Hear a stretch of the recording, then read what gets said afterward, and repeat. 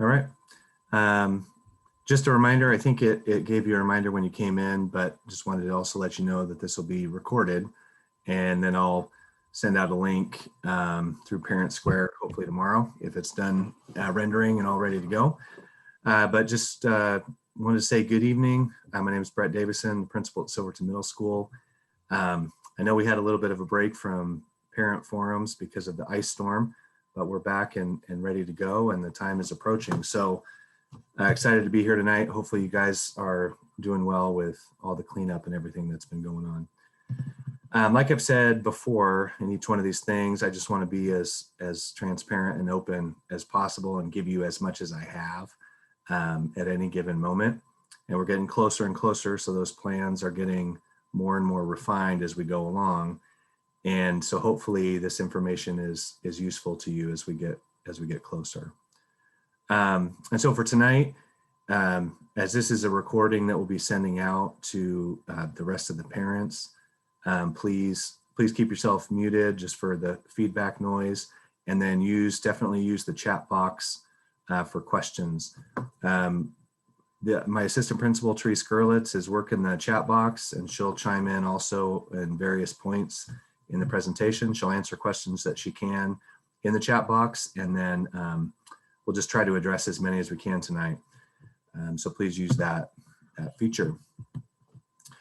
So wanted to go through, so last time we went kind of over a big timeline. I went through a little bit of the history of Fox Online and Fox Hybrid and how it started, but then also the change after basically come late December and into January that caused us to create Fox Online, Fox Hybrid, and then CDL. If you want more information on that, I would go back to that old recording and take a look at that. I'll just briefly touch on it tonight. And then started to go into an overview of Fox Hybrid in person with the schedules and times, and I have more information on all of those things. And then Therese talked a little bit about the limited in-person instruction overview and timeline with that. Tonight, we're going to go through a lot of that same information for the hybrid in person, but I'm going to split this meeting in two. And so the second part of it, I'm going to talk about specifically the CDL program that was created. And so that section will be for not just Silverton Middle School kids, but then also any grades 6 through 8 students that are going to do the CDL program. I want to give some specific information to those families. So when we get to that point, and if your student is a hybrid in person, feel free to check out. And if you are a CDL family, just be patient. We'll get there in a little bit. So I just want to dive into a little more detail tonight for everybody so you can make good decisions and plan for the future. So just as a reminder, timeline for SMS is we're pausing the LIPI programs starting next week with some exceptions. And if you are in a group that's one of those exceptions, then you will have already heard that from your teacher. And if you haven't yet, just kind of assume that you're on pause for right now until we get back in person, get staff back in the building, prep the building, get started, and then we'll look to add some of the LIPI stuff back. March 15th through 19th is orientation week. I'm going to talk specifically about that, what that probably is going to look like. And then spring break. And then the week after spring break, we're Fox Hybrid in person. And then April 23rd, end of third quarter, April 26th, the start of fourth quarter. And so I'm not going to talk too much about this, but again, back at the beginning of the year, we started Fox Online and Fox Hybrid, mainly to give families options. Fox Online is up and running and is kind of status quo this whole time. And then Fox Hybrid, obviously, there's been a shift. Fox Online stays the same, but then Fox Hybrid will now become Fox Hybrid in person. And then people who choose not to have their students come back in person are now going to shift to the CDL program. And that's what I want to talk specifically at the end of the meeting to those families, because I want to just make sure you guys know what it looks like, at least at this point. And I showed these before, and we talked about the shift to Fox Hybrid in person from Fox Hybrid virtual, because when we built this in the summer, we wanted it to be consistent in what I like to say is a little bit of consistency in the midst of chaos, which has been this year. And so I wanted the foundation to be the same no matter what. If you are a cohort, you're going to have the same live class days, in person, out of person. If we start, if we stop, no matter what, that foundation is the same. Obviously, when we're going in person, it's going to keep that foundation. It's just going to tweak on the details a little bit. And so if you are an A cohort student right now, this is what your schedule looks like. There's AG meetings on Monday, AG meetings in the morning, transition to your 3 periods, you get a break, and then you head to 4th period with some office hours in the afternoon. As we go into in person, we've had to make some changes and tweaks in the details, but as you can see, the foundation pretty much stays the same. Now, I'm going to say again, like I have with other things, that this is a draft and it's very close to being exactly what will happen. But as you can see on some of those times, I want to indicate those because a lot of the beginning and end times are going to depend on busing. And as other schools work out their schedules and as they're making routes and all of that, I don't foresee these changing dramatically. I think they may change 5 minutes here or there, but I think it's pretty close. So obviously, yeah, like I said, the foundations are the same. The live classes are on the same day. If you're an A cohort, stays the same. B cohort stays the same on Wednesday and Friday. Independent and applied learning days stay the same. Monday stays the same. Teachers stay the same. So a lot of consistency there in the middle of all the changes that we've had to make. The biggest difference, obviously, which is exciting, is that kids get to come back in the building. So right now, as far as I can tell from the busing situation, is we'll run roughly 7:55 to 12:30. That could vary by a few minutes here and there, but that's going to be our in-person schedule. They'll have their 3 core classes in the morning, and then they'll have about an hour, a dismissal plus travel home time, lunchtime, and then they'll have their 4th period elective virtually in the afternoon. We pushed back that time from 1 to 1:30 just to give enough time for kids to get home.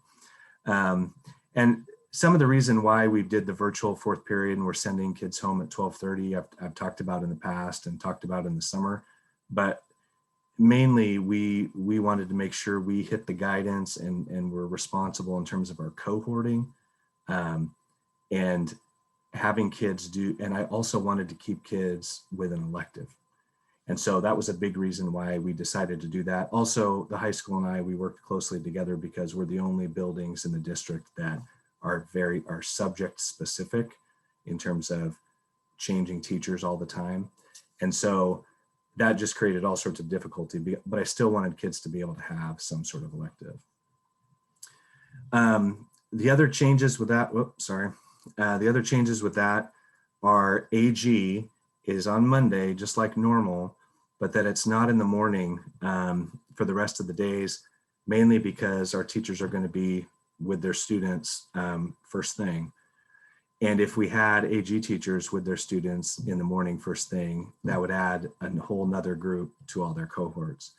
So what we're still working on a little bit is we'll make that AG Monday morning meeting really important, but then also encourage AG teachers to have individual meetings with kids in the afternoons, maybe even schedule some fun stuff virtually in the afternoons on a Thursday afternoon or a Friday afternoon to keep that connection going, because we're having a lot less of that connection through AG with this schedule.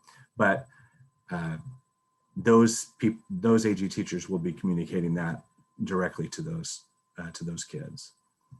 So we're really close on this, and we're just kind of waiting for confirmation on this time schedule, but this is probably really close to what it's going to be for their in-person schedule.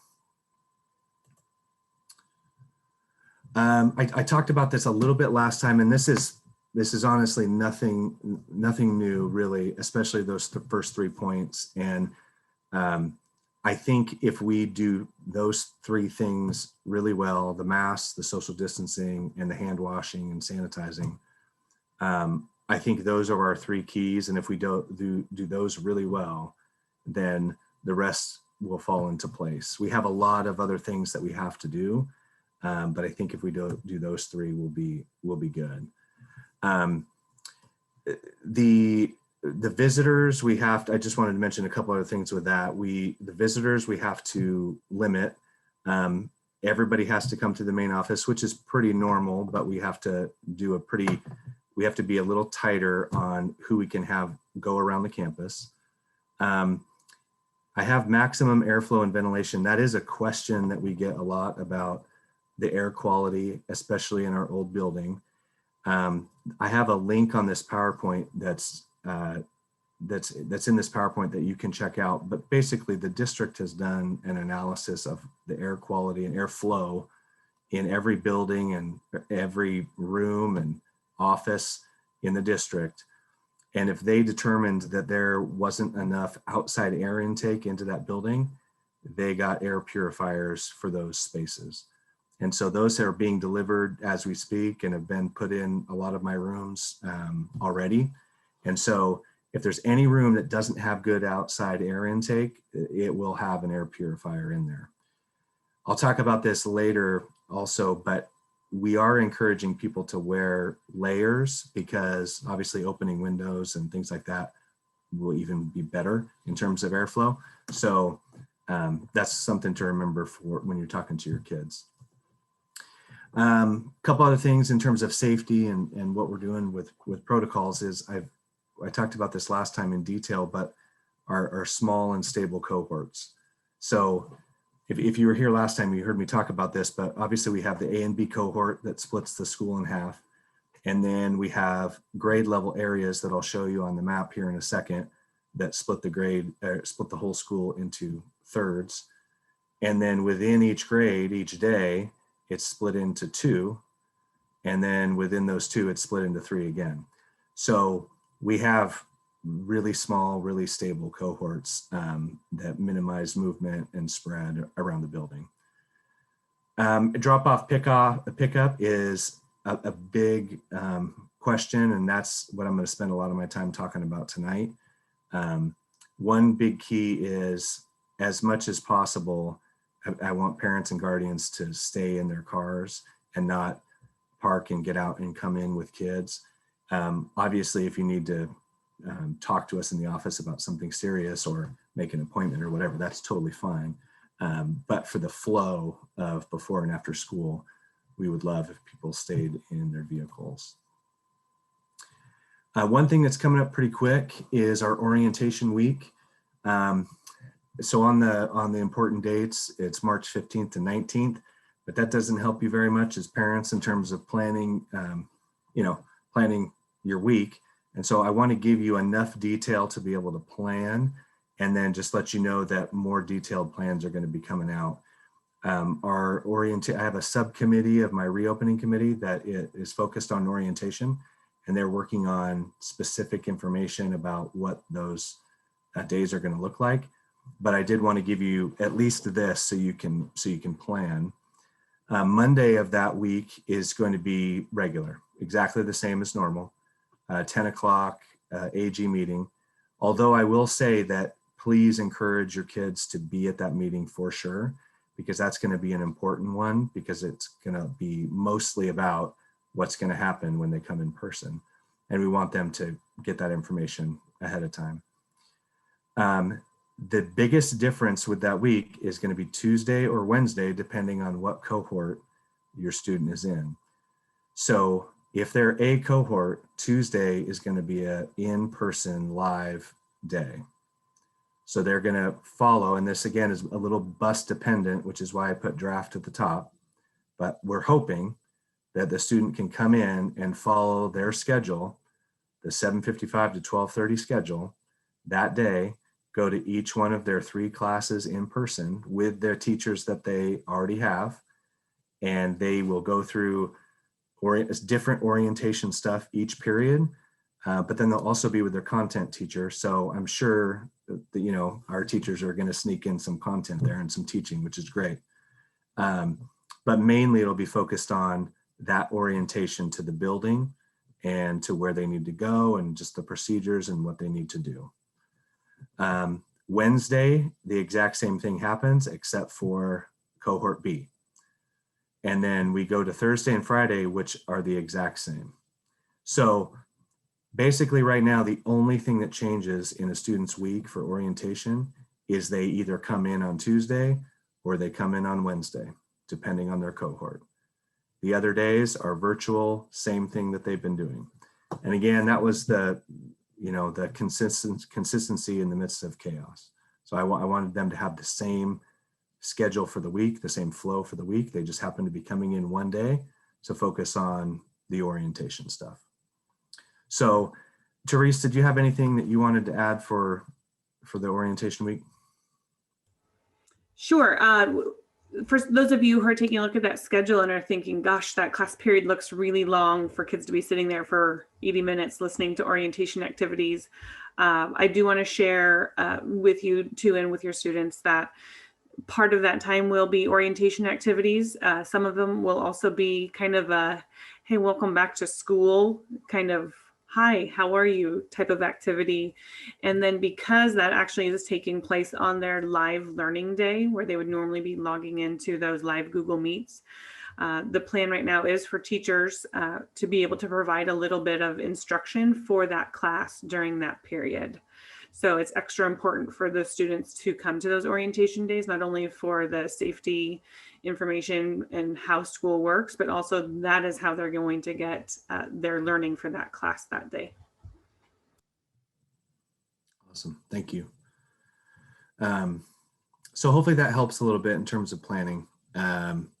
We really wanted it to be at least enough where you can know what that week's going to look like. So, okay. All right. This is the map I showed last time, I think, just to give an idea of how we're breaking up the grades. 7th grade on the James Street side, 6th grade in the modulars in the back, and 8th grade kind of in that main Schlater Street building. Everybody's going to have their own drop-off area, entry exit area, where people get visually screened by staff and then make their way to their classroom. And we're going to get into some detail of the drop-off and pickup, but again, breaking the cohorts down even more in those 3 sections. So just wanted to give you a visual for that. So normally, if you've been to this school before, most of the drop-off stuff happens in the district parking lot over off of Schlater Street and Brown Street, with some happening on James Street. But because we need to be really careful with our cohorting and the mixing of cohorting, I've split it into 3 sections. And I just want to give you guys a visual of that right now. The other thing that's a little hard is normally I'm pretty open with kids getting dropped off really early, because I know people have situations that, I mean, they have to get to work really early or whatever it may be. And I'm fine doing that. And normally we just have them be in the cafeteria. And then when it gets full enough, then we have them go to the gym, and it's not that big of a deal. Well, we don't really have those options now, because that would mix everyone together before we separate them into their cohorts. So I know this is a hard ask for a lot of people, but if you're going to be dropping your student off at the school, we're asking that you do it in a pretty short window of time, about 7:35 to 7:50. The big reason for that is my staff doesn't really start work until 7:30. And so it's going to be hard to supervise a lot of kids before that point. And so what we're going to have to do is teachers are all going to be in their rooms ready to go by 7:35, get there 7:30, do a couple things. And then at 7:35, they're going to be in their rooms, and we're going to have staff at different points. And then once kids start getting dropped off, they make their way through the entry point and go to class. And so if that's an issue for you and we need to brainstorm some stuff, just reach out to me. But yeah, that's kind of what we're asking for, just because of supervision stuff. So I'm going to go through each grade and just talk it through visually. And I think at some point, I'm probably going to send out some Parent Square stuff specifically to each grade, because it's just a little bit different. But 6th grade is in the back in the modulars. And so for the morning drop off, if you're taking your kid to school, you're going to come off of James Street on that north entrance and make your way behind the gym. And you're going to go right to that spot where the modulars are. And there's a gate right there, and we'll have staff members there. We're going to have a pop-up tent, just, it is Oregon, so we'll be ready to go for the rain. We drop them off right there. There'll be an entry spot right there. Staff will do a visual check, say, hey, good morning, how you doing? And then they'll just make their way right to their classroom. And then you can, there'll be a circle there, and then you'll make your way back out James Street where you came in. Now, one thing I want to say with this is that there will be a lot of cones, especially at the beginning, a lot of cones, a lot of signage, a lot of staff out there helping with this process, because we've never had people go back there before. The first time we did that was last spring for 8th grade graduation, and it worked fine, but it took a lot of work. So we'll be back there trying to direct people where to go. But that's going to be the 6th grade drop-off spot. With 7th grade, they're going to be on the James Street wing. They're going to enter the exact same way as 6th grade, and then they're going to take a right, and their drop-off point is going to be right at the gym doors. Now, if you've been around for a little while, you know that is the wrong way in that parking lot. And the reason is if you've also been around for a little while and seen the traffic jam that happens on James Street, you'll guess why I'm going to try it this way. Because if I had people go the opposite way and they're trying to get out while the 6th grade parents are trying to get in and out at the same time, while all the high school traffic is going on James Street, we'd really bog down right there. So I'm going to reverse it. And again, I'll have staff members there, signs there. I'll have people at the South James Street entry exit point right there, not letting people in. But that's going to be the drop off for 7th grade. And again, if this doesn't work out, we try this and there's just too many issues with it, I'm fine with that. We'll change it and we'll tweak it and we'll try to make it better. But the other thing that we need to remember too is that we're talking about half the kids are going to be in the building on a given day. So that's going to cut the cars in half. And there's 3 different sections. So that's going to cut the cars numbers in the third. So hopefully with that, it'll be pretty smooth. 8th grade, for the 8th grade parents, you're going to do the exact same thing you've always done. So you're the ones who don't need to learn anything new. You're just going to go in that Brown Street entryway, work your way around the district parking lot, stop at the sidewalk curb right there, and drop off your 8th grader.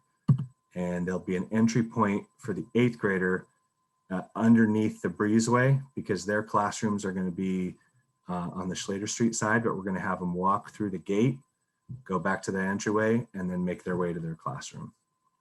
So 8th grade families, you just do what you always done over there.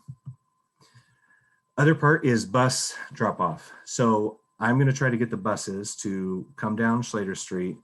And what I'm going to try to do is get them to do 3 areas for 6th, 7th, and 8th grade, so that they can make it to their places separate of each other.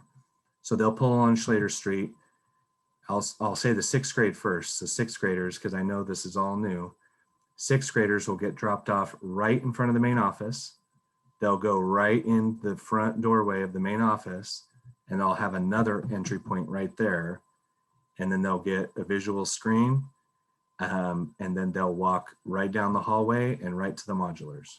So they've got the straightest route, just straight in the front office and right to the modulars down the hallway. 7th grade will be down at the end of Schlater Street, and they will just get off the bus, walk down the sidewalk, and then head in the gym doors with everybody else. And then 8th grade, kind of the same thing. They'll be the first stop there, and they'll make their way around the building by the district office and go to their classroom. The other part I didn't mention on this is that we will have, if your student is going to have breakfast, we're going to have breakfast in a brown bag right at that entry point. So if that's something they normally get, they'll walk in, they'll grab it at their entry point, they'll go to their classroom, they'll go to their seat, eat their breakfast, and then be ready to go. Because we can't have everyone gathering in the cafeteria. So that's one thing to mention on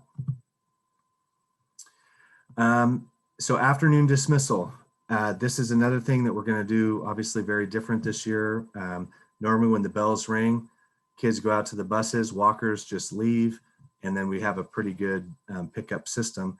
But we're going to have to tweak things a little bit because we need to get kids out kind of in waves. And so we're going to go walkers, bus riders, and then car riders. And we're going to, this will look familiar because it's almost the reverse of what we just saw. But when we dismiss, whether it's 12:25 or 12:30, the first people that will be dismissed are the walkers and bike riders. And we'll do an announcement, say, okay, walkers, bike riders, it's time to go. They'll leave their classrooms. There'll be staff members out there, and the staff members will walk the 7th graders down that sidewalk to Slater Street. 6th graders will go back through that main hallway to Slater Street, and 8th graders will go around that same corner through the gate onto Slater Street. The walkers will then be on their way, whichever direction they need to go. And then we'll make an announcement for bus riders that they need to leave their classroom. There'll be staff members there. They'll follow the same path. The buses are hopefully going to all be there ready to go, so kids can just get on the bus and get going. And we'll just kind of reverse the way that we did it before. One thing to remember on this too is that at each one of those exit points, we're going to have meals, lunch. Actually, I think it's going to be multiple meals if they want it. Even a lunch, a supper for that night, and then meals for the next day. That's the last thing I heard from Sodexo. So there'll be brown bag food as they walk out the door. For the car riders, this is the one where I'm going to get detailed in the next thing I send out, because this is a little more complicated. But basically, it's the exact same route as you would do if you were doing a drop-off. So for 8th grade, it's just that normal loop in the district parking lot. For 6th grade, it's going to be that loop in the back parking lot. And 7th grade, we're going to reverse the flow there and go the wrong direction and line up ready to go. The other thing about this is that makes me a little nervous, you know, having to do so many different things and kids going and doing so much new procedure. But as the car riders are leaving, all teachers can leave the building with them and go out and just help in that process. So that makes me feel better, is that we're all going to be out there making sure everybody gets going home safely. These are those documents I was referring to before. I mean, there's the one that you've probably seen a bunch of times from the district and then from me. Can my child go to school today? There's a communication flow chart with COVID. And then there's that ventilation airflow document I had mentioned before. Hey, Brett, where is this presentation going to be posted so that they could click on and use those links? So when the video is done rendering, hopefully it'll be done tonight, and I can send it in a parent square tomorrow, and I'll just attach the presentation to that parent square. And then I may even just copy those links and put that in the parent square also. So hopefully it'll be, if the video is done, I'll send it out tomorrow. So a couple important dates, the ones that we've already done are smaller. Again, pause on the LIPI programs next week. We'll do another parent forum on March 9th, and then orientation week, spring break, Fox hybrid, and all that. So I'll start answering a couple questions that people have asked, And then we'll take a look at the chat, and Therese, you can chime in on some of the ones that maybe you've answered already that maybe other people would want to hear. One question I got today was, and maybe you thought this too when you saw the map, but what about multiple kids picked up or dropped off in different grades? So if I have a 6th grader and an 8th grader, can we work something out? Yeah, I don't want you having to go through 2 different drop off or pickup lines. So what we were thinking earlier about this was that we would like it if if the pickup or drop off place happened with the younger student. So if you have a 6th and an 8th grader, we'd rather have you go to the 6th grade spot, and so then the 8th grader can figure out where to go just because of just because they know the campus better. And so what we're thinking is, we'll just make sure that you let the 3rd period teacher know that that's going to be a normal thing, because as they exit the classroom with the car riders, they're going to be pretty tight with those kids saying, no, you have to exit this way. And so we want to let that 3rd period class teacher know that your student needs to find their way to the 6th grade area or the 7th grade area.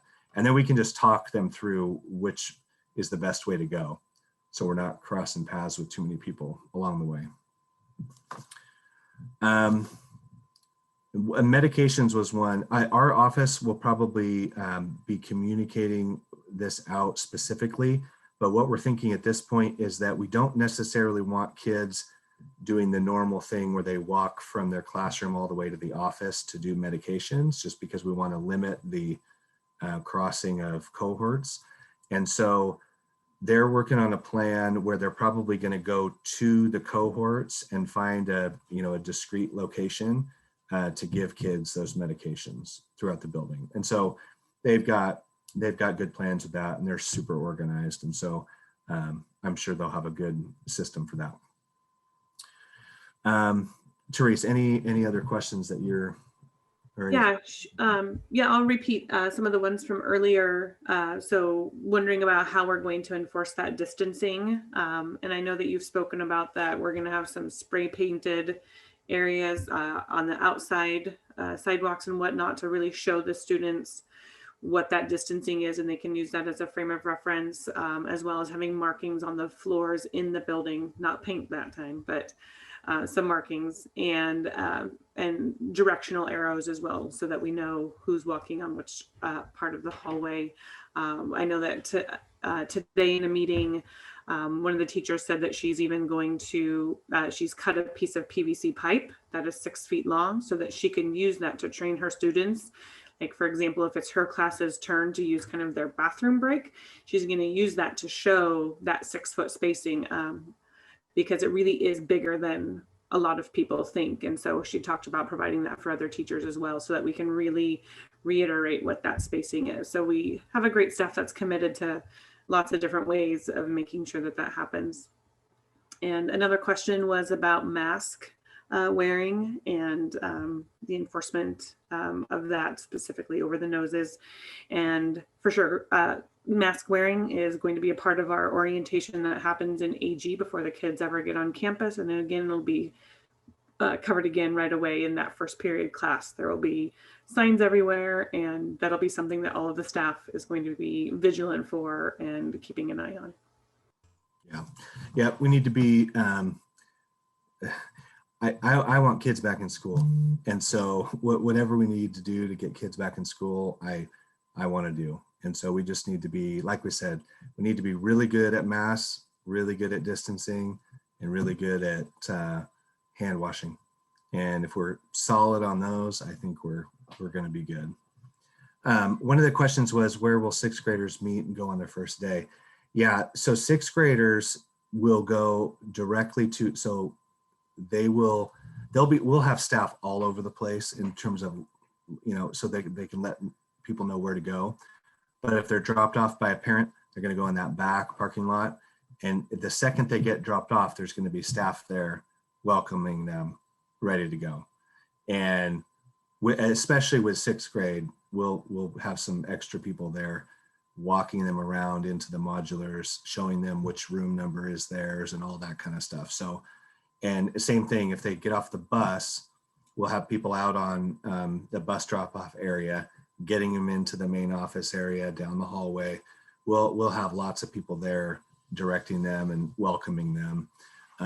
Because I know for 6th grade, it's tough. It's their first time here and it's so different. And I want to do our best to be welcoming, even though it feels so different. But yeah, so basically those 2 spots will be in the back, that back parking lot, or if they get off on the bus, the main office. And if they walk, they go on the main office one. So that's what, so will students remain in the same classroom all day or rotate? So we debated on, so when I built this way back in the summer, it was going to be teachers are going to move in groups of 3 to a different area of the building. So it's like the 7th grade wing is all of James Street, and a teacher team of 3 is on the north side and a teacher team of 3 is on the south side of James Street. And so my initial thought was that we would have kids rotate between those 3 classes.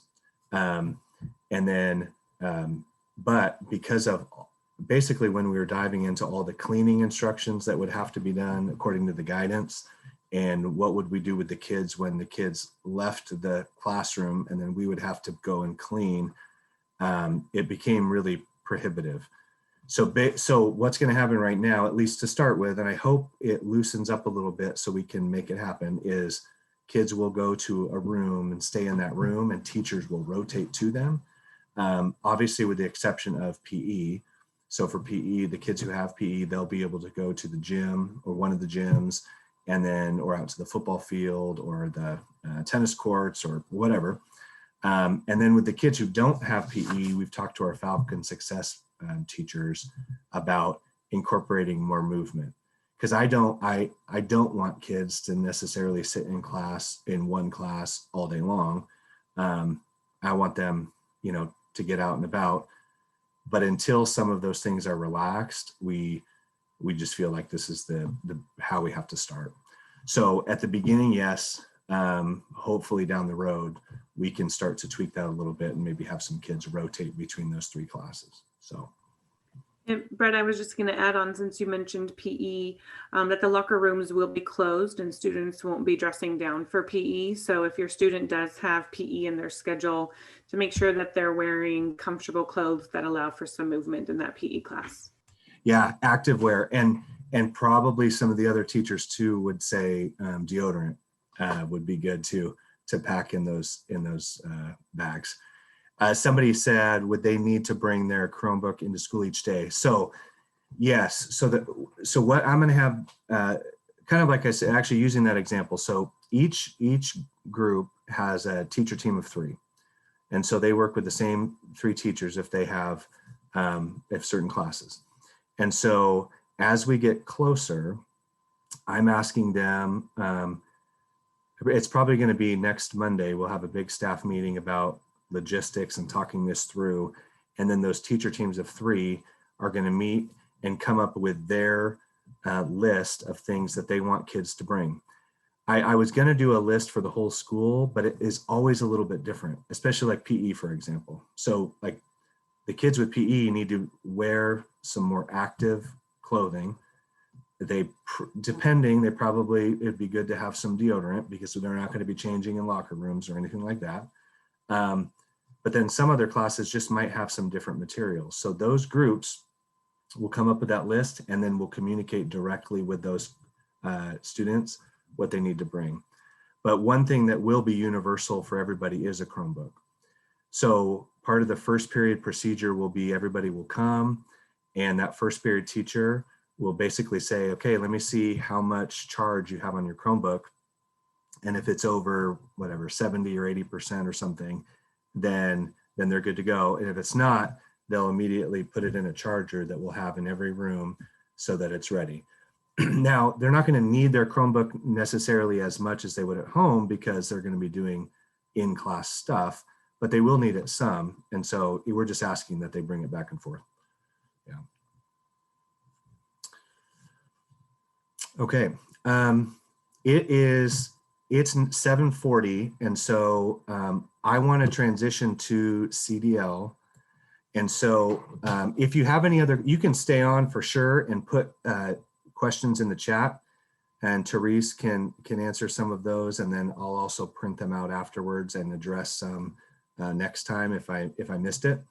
But if your student is Fox Hybrid in person, I'm now going to transition to CDL. So everything I'm going to say from here on out doesn't apply to you. So I don't want you to keep listening and then go, wait, what's happening on this? So if you're in person hybrid, you can go ahead and tune out if you want, or leave, or you can stay and just listen, and that's fine. But I want to transition and talk specifically to CDL families. So thank you for coming, for those of you who were listening for that part, and really looking forward to getting kids back in the building and looking forward to seeing you.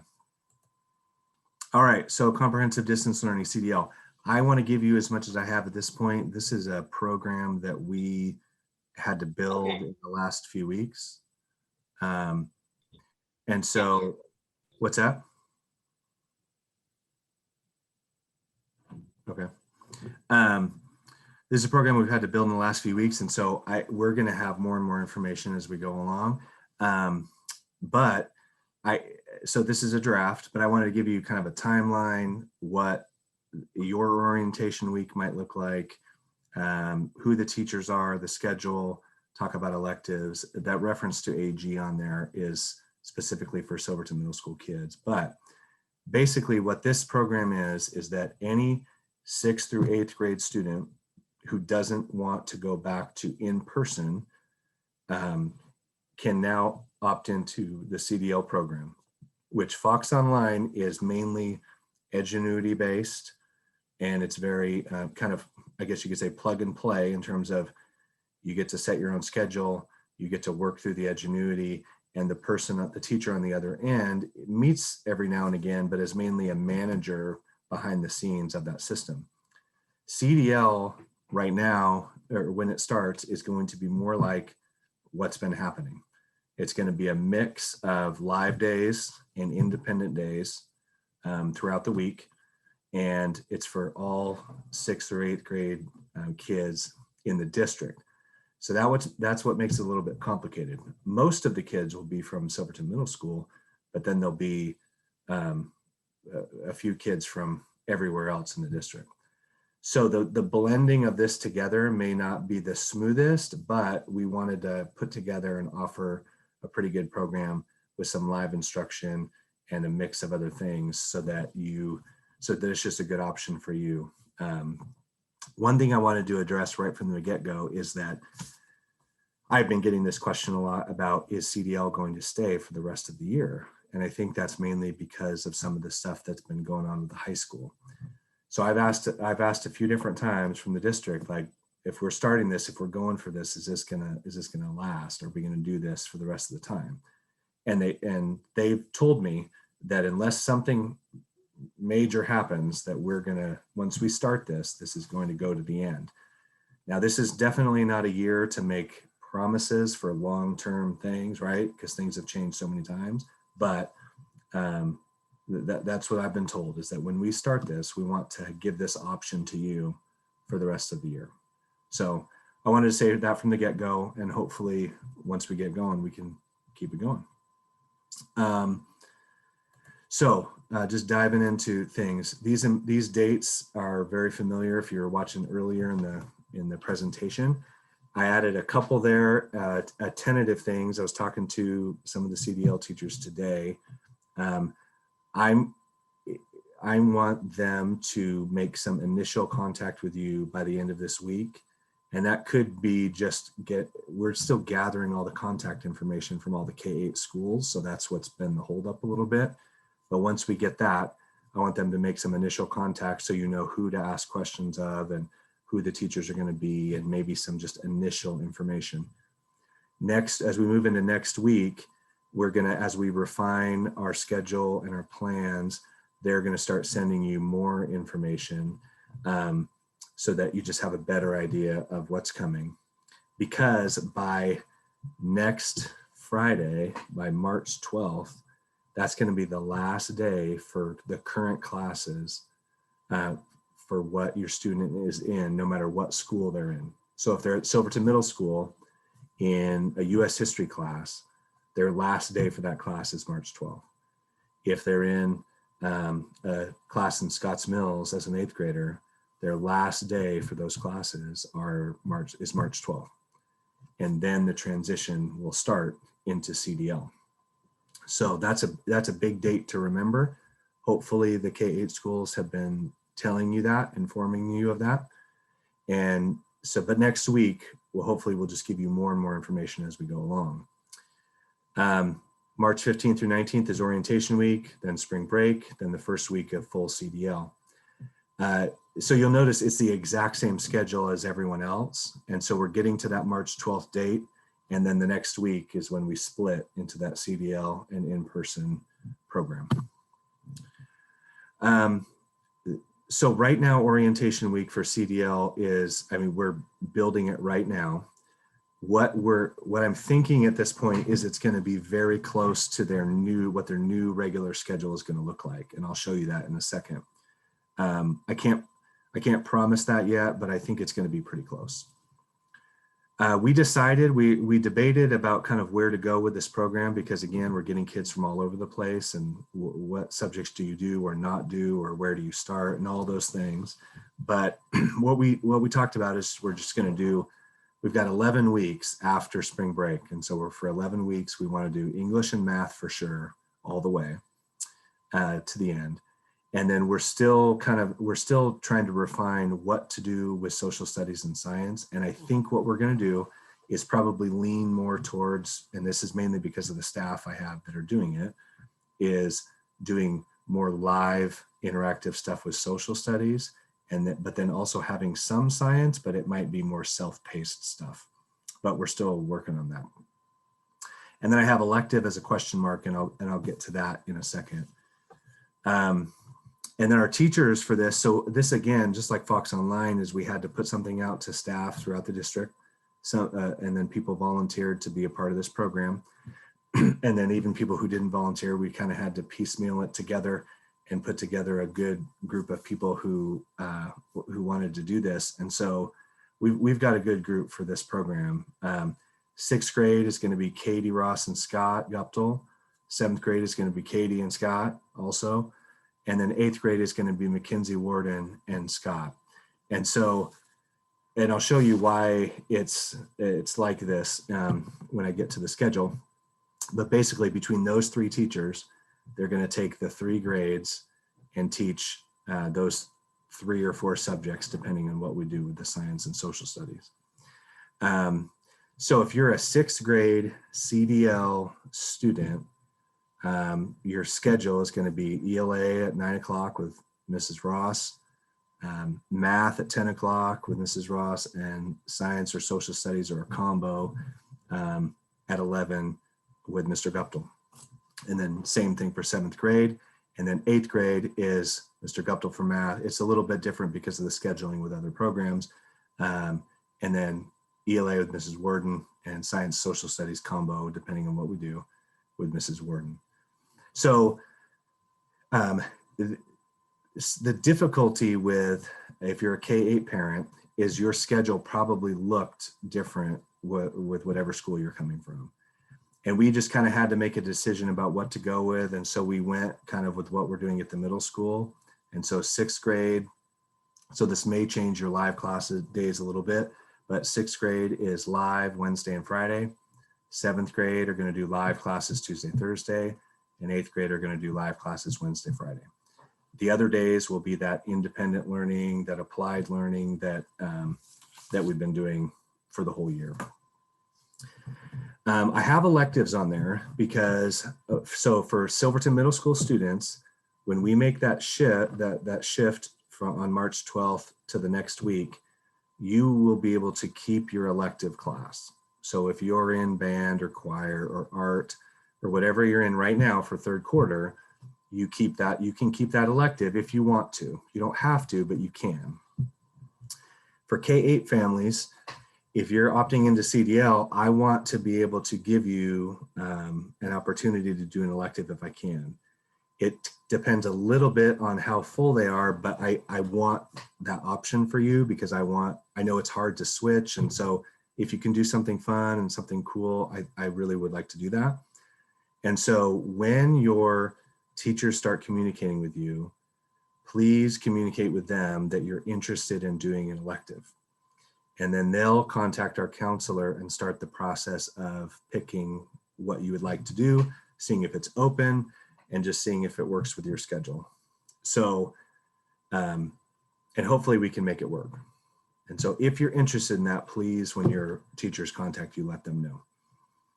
So this is kind of what the schedule would look like. Again, this is draft. This is our first draft, but this is what we have at this point, and hopefully we can move forward with it. And Mrs. Ross sent me a screenshot of she's already been working on her orientation week to CDL, has some stuff in there about the course overview, about herself. Don't get too nervous about the review quizzes. I think those are just kind of getting an idea of where you are. So you won't have to take, tests right away. But she's already been in Canvas getting that stuff set up, ready to go. A couple questions that I've received or in my conversations with others about this is, what about electives? So that was been a question I got right away. And I would say the same. So to reiterate, if you're a middle school kid, you can keep your current elective if you choose to. And then K-8 students, if you want to opt into an elective, you totally can. Just contact your teacher and they'll start the process. But you don't have to. So that's the other thing too. You don't have to. The one thing I didn't mention too, with SMS kids, you can keep going to your AG meetings and be a part of your homeroom advisor groups. You just need to talk to your teacher and make sure they send you the link if you can't get into it in Canvas. Which also reminds me, so K-8 families too, I know I keep going back and forth. K-8 families, if there's something that your school does, like I know like Scotts Mills does an all school Monday meeting and things like that, reach out to your teacher or your principal and see if it's possible for you to kind of continue doing that fun stuff, because that's important to keep that connection. And I'm doing that with mine, even though my SMS kids are going to CDL and it's not technically a part of Fox in-person hybrid, I still want them to be connected to their AG teachers. So definitely reach out and make sure you see if that's a possibility. One question is about the quarters. Will this program be functioning in quarters? Yes and no. So our grade book, our information system, and all of that were built this year for running on the quarter system, but we can choose how we input those grades in a different way. Because we're transitioning right in the middle of a quarter, basically our plan at this point is we're going to get grade printouts as of March 12th from the school that you come from, and we're just going to save those.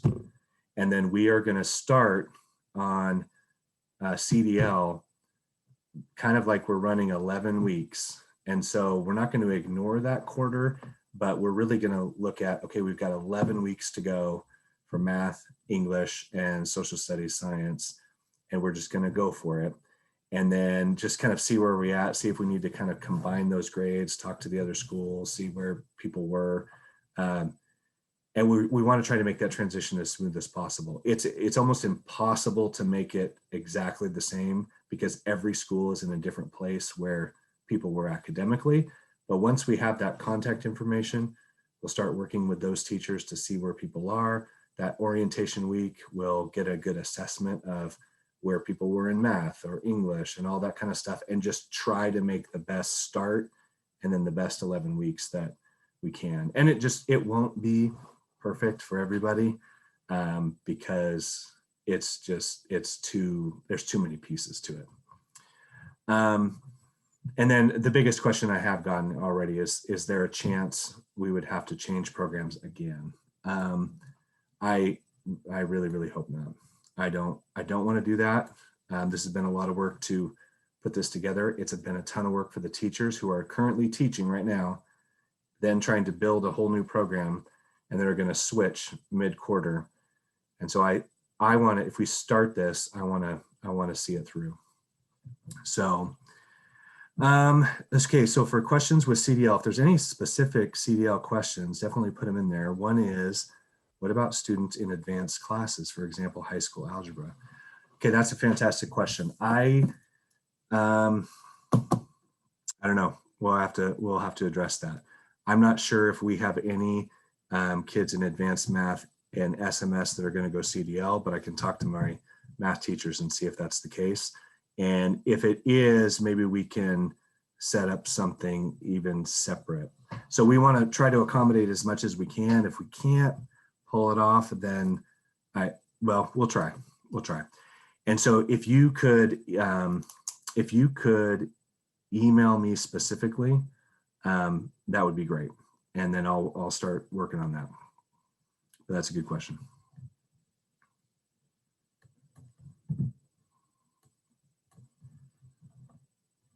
Okay.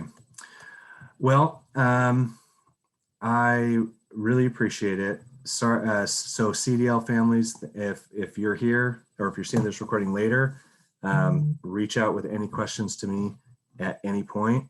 And the goal is just to give you more and more information pretty quickly. So by the end of this week, hopefully your CDL teachers will contact you. By next week, we're giving you more concrete information about orientation. And then I know this has been a difficult decision to make and not quite knowing what it's going to look like. So please reach out, email, call, whatever it is, and we can talk it through.